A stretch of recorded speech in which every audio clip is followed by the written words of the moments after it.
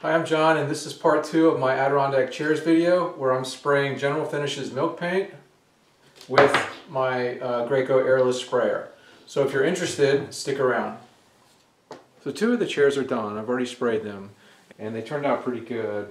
There's definitely a difference between spraying with the HVLP and the Airless, and I'm not really super used to the Airless yet. It is pretty surprising how much paint comes out though. And I sprayed the General Finishes milk paint straight out of the can, did not dilute it, and it went on really well. Definitely, the chairs themselves are a little bit hard to spray because they're somewhat large and awkward to move around, and I'm using a pop-up sort of spray tent, and that's a little bit more confining than when I set up my PVC sort of homemade spray booth. And I should have in hindsight gone with that, but at this point that ship has sailed, so I'm going with the Wagner pop-up spray tent and shoving 2 of the chairs in there.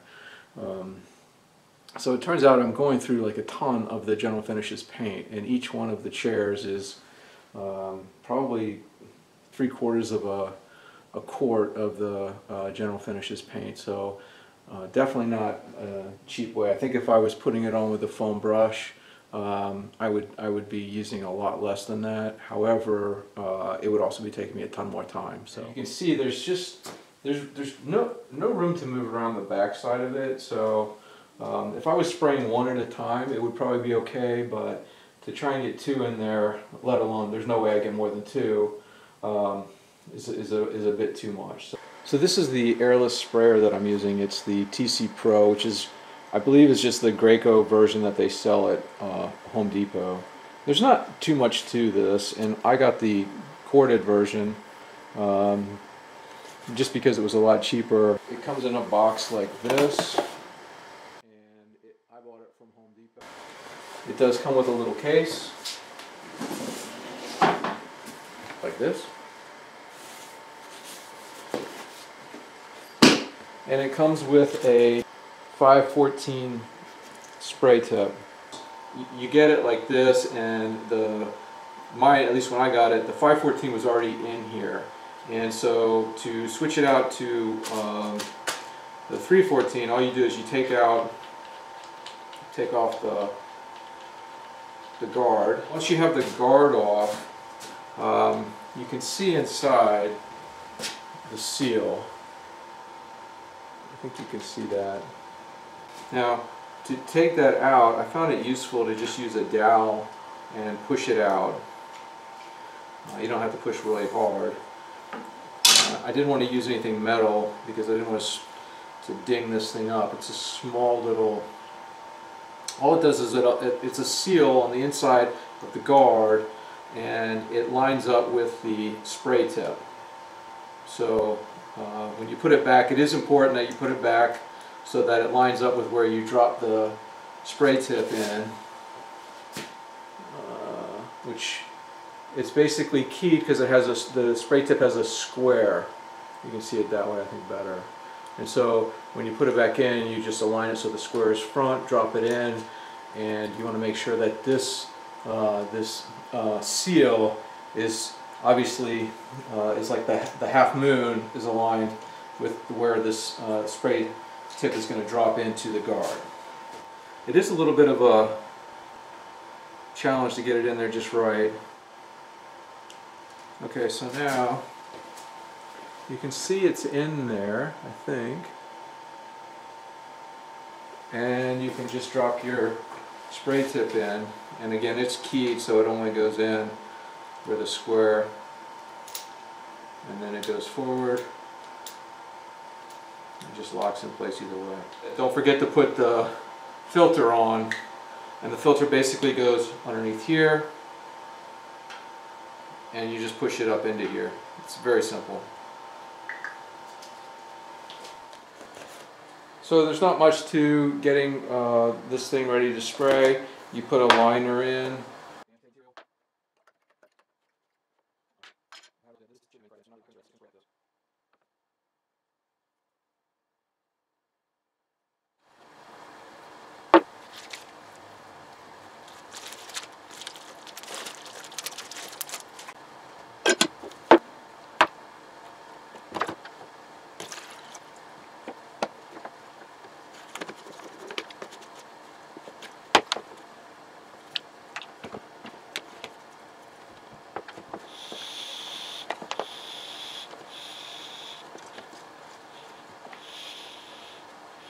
I'm going to go ahead and just clean out the pump armor that I had left in here, and then I'll start spraying.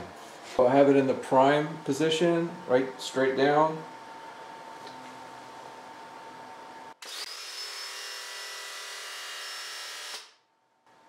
Now I'll put the spray tip on. So initially I've got it in the clear clog setting. Put this forward. Just do this. And I think we're ready to go now. So I will prime it with the milk paint, but then I'll just start spraying. And I think that for the most part, whatever pump armor is in there is probably now in here. So I'll get rid of this. So now I have the milk paint in the cup, and I have it in prime, and I'm going to go ahead and just, they say, the instructions say do this from 3 to 10 seconds.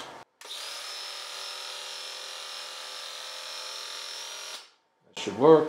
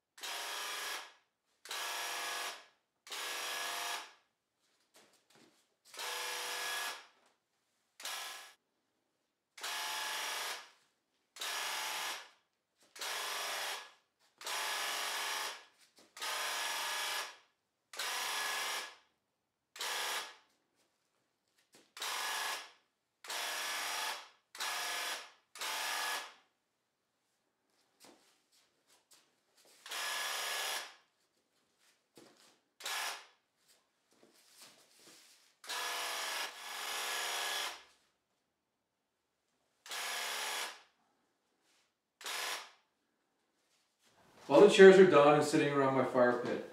The General Finishes paint turned out really good, and I like that I didn't have to prime before I sprayed it.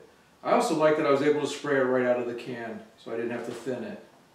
I'm still getting used to my Graco Airless. There's definitely a learning curve with this thing, and I'm still learning with it, especially after spending a lot of years spraying with the HVLP. I did find that the Airless sprayer sprays a lot more material, and I think it's probably a lot better suited for heavier materials. I would not want to spray something like a polyurethane or a lacquer or stain with the Airless. I hope you found something useful in this video, and I'll see you in the next video.